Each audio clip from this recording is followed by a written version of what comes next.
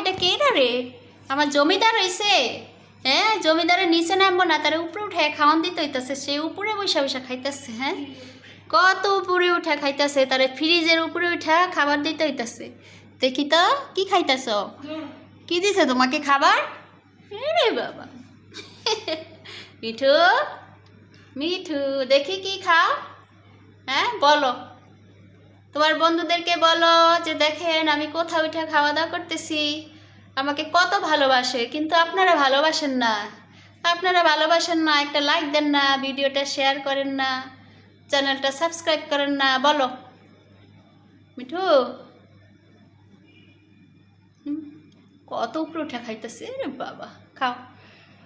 মিঠুর শরীরটা খারাপ, সবাই মিঠুর জন্য দোয়া করবেন। মিঠুর একটু ঠান্ডা লাগছে, জ্বর আসছে, এই জন্য উপরে উঠা বসে রয়েছে। এখন তাকে উপরে উঠে খাবার দেওয়া লাগবে, সেই জন্য উপরে খাবার দিছি। সে এই ফ্রিজের উপরে বসে বসেই খাবার খাইতেছে। সবাই মিঠুর জন্য দোয়া করবেন। আল্লাহ হাফেজ।